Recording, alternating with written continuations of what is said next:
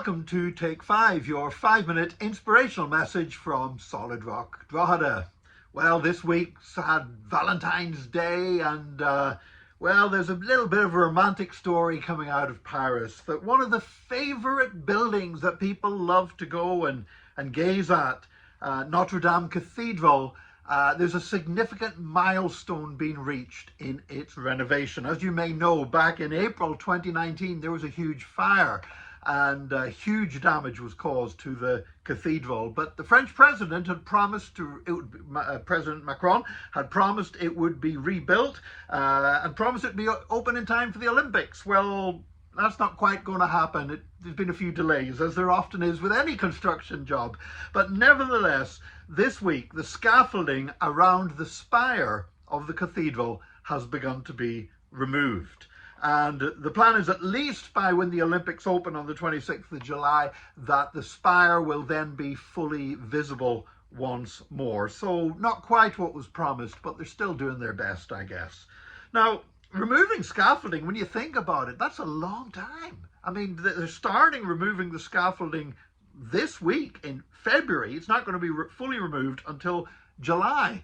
But there's a lot of scaffolding up there. Now, I've worked with scaffolding myself in the past. Now, today, to put up scaffolding, you need a special license and all that kind of stuff. But it didn't used to be like that when I was younger. When I was 15 years old, I got a job working on a construction site during the school holidays. And there was no safety helmets, there was no special equipment, and there was no licenses, and we were putting scaffolding up. So I know what's involved in putting scaffolding together, and the scaffolding outside Notre Dame Cathedral around the spire, I mean, it goes 100 meters high.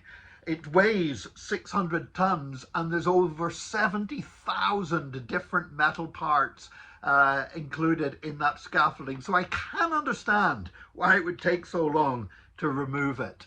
Now, you might say, why are we talking about this? Nick, we're supposed to be talking about Jesus, about the gospel. Why are you going on about scaffolding? Well, I'll tell you why. Because the scaffolding was necessary in order for the building process to take place. But if the scaffolding was left in place, it becomes an eyesore. It obscures the beauty of what was being created.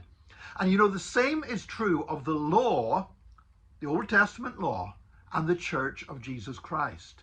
The Old Testament law was not rubbish. It was not useless. It served a purpose. It was never going to be able to save us, but it did serve a purpose. It was like the scaffolding that was required in order for Jesus to come, to prepare the way for the coming of Jesus, to prepare the way for Christ's sinless life and his death on the cross, to pave the way for the resurrection, to pave the way for the church of Jesus Christ, the day of Pentecost and all that's happening in the church today. The law was necessary. It was a scaffolding to bring us up to the point of Jesus dying upon the cross. And at that point, the scaffolding had fulfilled its purpose, and it was time for the scaffolding to be dismantled. And it took a while to dismantle it. I mean, you read the book of Acts, you read the letter of Galatians, and you can see there were struggles taking place. Should we still be keeping the law? Is it time? There were struggles taking place there about the taking down this scaffolding. But that's what it was. It was scaffolding. And that's why today we don't live by rules and regulations. We live by grace. And what's important today is not keeping laws.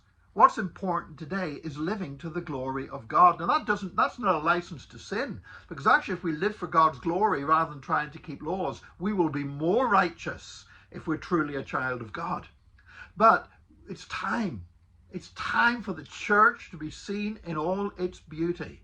Too often over the years, people have tried to put more scaffolding up. They've tried to set rules and regulations for the church. But the scaffolding needs to be removed. We're not to live by rules and regulations. We're to live in the freedom for which Christ has set us free. And that's something the world is waiting to see. So let's walk in righteousness, let's walk in holiness, and let's walk in the freedom that Christ has brought to us in Jesus' name. The scaffolding is gone. It's time for the glory of the church to be revealed. God bless you today. Join us again tomorrow for another Take 5, your 5-minute inspirational message from Solid Rock Drogheda.